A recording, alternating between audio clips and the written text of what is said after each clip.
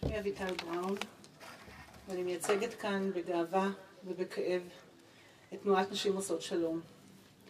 בשמי ובשם התנועה אני מבקשת להשתתף בצער הבנים יונתן וחן, הנכדים, המשפחה, החברים, הקיבוץ וכל קהילת שוחרי השלום והחיים המשותפים. ויויאן חברתי, ויויאן יקירתי, ויויאן אשת השלום, אף פעם לא התעייפת, ואם התעייפת, שחררת הנחה קצרה, לקחת נשימה והמשכת למשימה הבאה שתכליתה פתרון הסכסוך המדמם ועשיית טוב.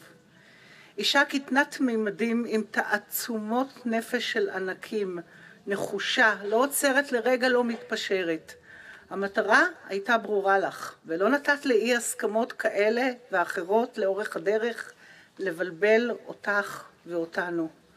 די, אי אפשר יותר, אי אפשר להמשיך בלי אופק מדיני, זעקת מעל לכל במה, ובכעס אמיתי מול השדות השרופים בעוטף ב-2018.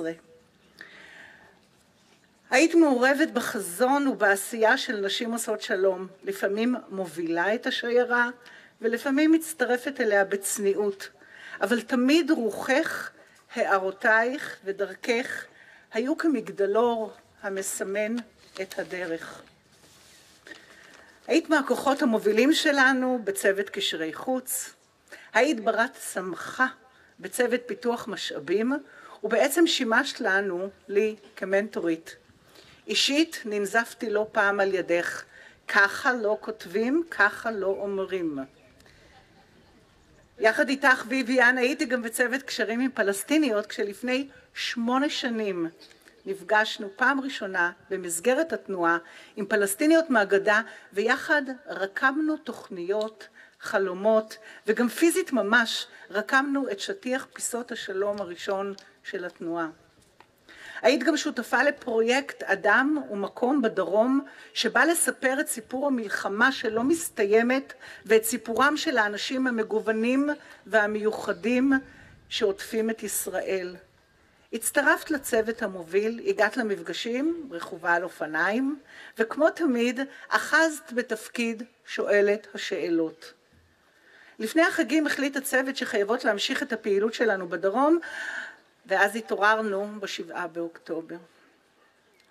3 ימים לפני השבת השחורה נפגשנו באירוע גדול ומרגש של נשים עושות שלום עם השותפות הפלסטיניות שלנו, ותוך כדי צעידה קבענו לשתות קפה אצלך בבארי תוך שבוע-שבועיים.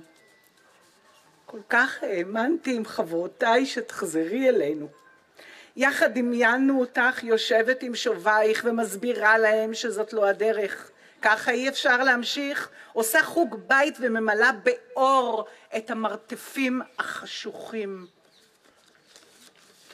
קשה, בלתי אפשרי לדמיין שאת לא תחזרי לדיונים ולפעילות. רוחך ונחישותך ויויאן ימשיכו ללוות אותנו. מתוך התהום העמוקה של העצב, הזעם והכאב הצורב, מתוך מה שנראה כמזמין את הייאוש להתנחל, אנחנו מבטיחות לך ויויאן, אנחנו ממשיכות את דרכך, ממשיכות חזק יותר, אמיץ יותר, כי עכשיו ברור איך נראית הדרך שאינה דרך השלום.